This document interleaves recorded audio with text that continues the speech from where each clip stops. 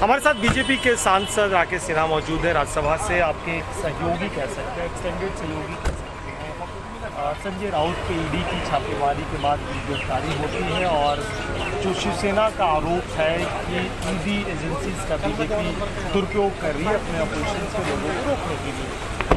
देखिए, जो भ्रष्टाचार है और भ्रष्टाचार के कारण जो राज्य की खजाने की लूट हुई है, राज्य के संसाधनों और अवसरों का दुरुपयोग हुआ है, उसकी जांच करना और जांच में जो दोषी होते हैं उनको गिरफ्तार करना।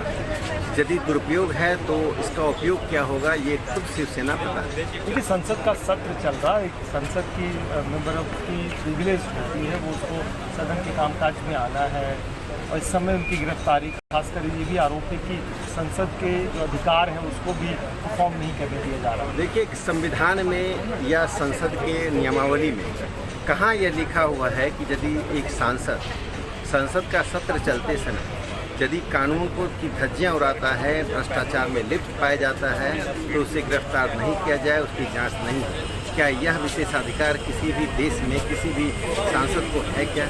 एक और सवाल, उत्तर प्रदेश में स्टेट से एजुकेशन से जुड़ा हुआ मुद्दा, इसलिए मैं आपका कमेंट लेना जरूरी समझता हूँ कि मदरसों में जो टीचर्स की नियुक्ति हो वो टैट के माध्यम से।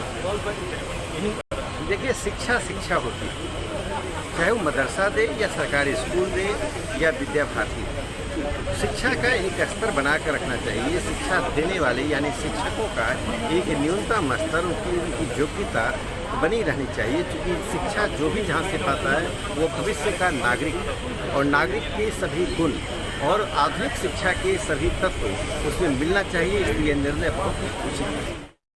के सांसद राकेश सिन्हा को आप सुन रहे थे। उनका कहना था कि ऐसा कहाँ रूल बुक में लिखा हुआ है कि अगर संसद का सत्र चल रहा है तो सांसद से पूछताछ नहीं हो सकती है। अगर उनके खिलाफ कोई मामला दर्ज है तो उनसे पूछताछ करने के लिए अगर ईडी के अधिकारी गए तो इसमें दिक्कत क्या है। तमाम जो पॉलिटिकल रिएक्शंस आ रहे हैं इस मामले को लेकर वो हम आपको सुना रहे हैं। और चलिए अब संजय सिंह ने क्या कुछ कहा है इस पूरे मामले को लेकर वो आपको सुनवाते हैं।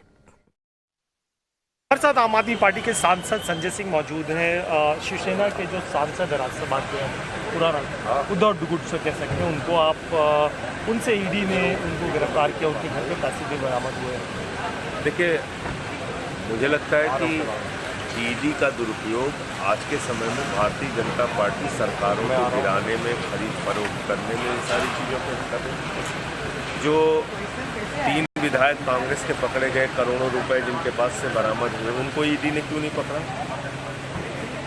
क्या ईडी के संरक्षण में वो लोग जा रहे थे? क्या मामला क्या है? तो सेलेक्टिव तरीके से ईडी का काम एक ही रह गया, विपक्ष के लोगों को परेशान करना।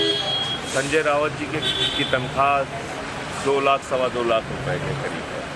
अगर उनकी बचत भी मान लो तो 11 साढ़े 11 लाख रुपए की जो आपने उनके घर से बरामदगी की है, उसका क्या आधार है? वो भ्रष्टाचार का पैसा है या उनकी बचत का पैसा है? कुछ तो स्पष्ट करो। ये ब्रेकिंग न्यूज़ बनाने के लिए कि 11.5 लाख रुपए मिल गया, जिस आदमी की तनख्वाह सवा 2 लाख रुपए है।